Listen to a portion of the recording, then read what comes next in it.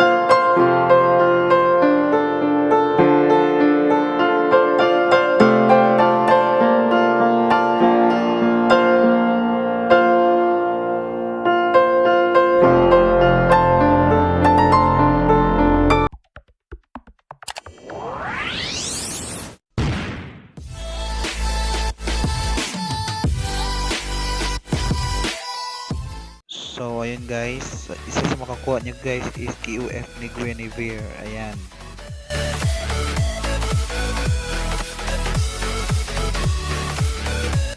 Second na makakuha nyo guys is yung Unix ni Parsa. So ilan lang yan guys sa mga skin na makukuha nyo sa tutorial na to. So check it out. First thing to do guys is punta kayo sa Chrome nyo. Then i-type nyo sa Chrome nyo Zulasis Patcher. Ayan. Kailangan natin niyang i-download. Ayan guys. So type nyo lang guys Zulasis Patcher, then search. So ayan guys, pag ma-search na natin guys, yan may lalabas din sa Google. So pindutin nyo yung pinaka first na lalabas na file.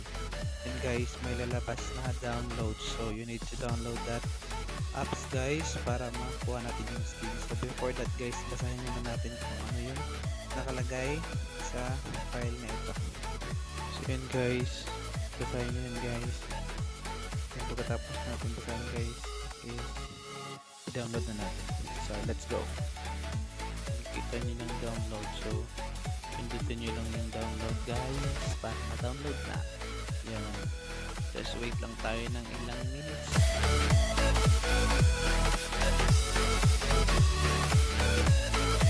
So pagkatapos natin i-download, so install natin guys.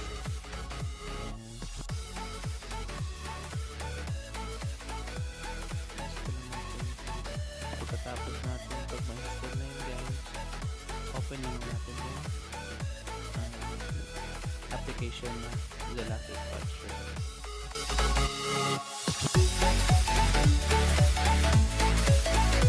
Pag na-open nyo na yung apps, lalabas welcome to Zulasis Patcher. So magbigay siya ng nickname.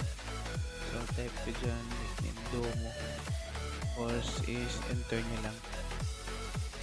Then pindutin nyo lang yung allow. Then may latest update sila, so mamaya na yun.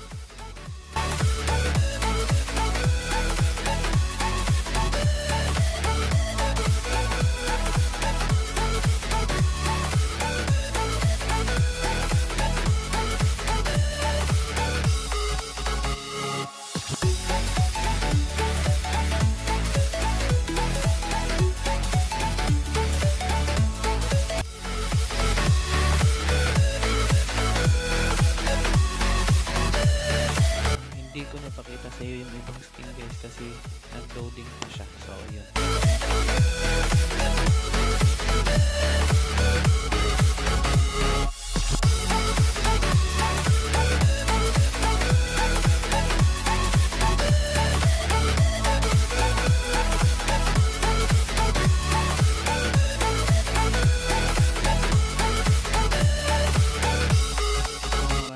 Is nagtatanong na kayo kung paano i-download. So ito na guys, ituturo ko na sa inyo guys. So punta tayo dun sa Fighter. Punta tayo dito guys kasi ang i-download natin is yung KOF ni Guinevere. So ayun guys, yung KOF ni Guinevere. So So may nakalagay nga na do you want to inject this skin? So yes lang kayo mga idol. Yun lang, so hintayin nyo lang guys.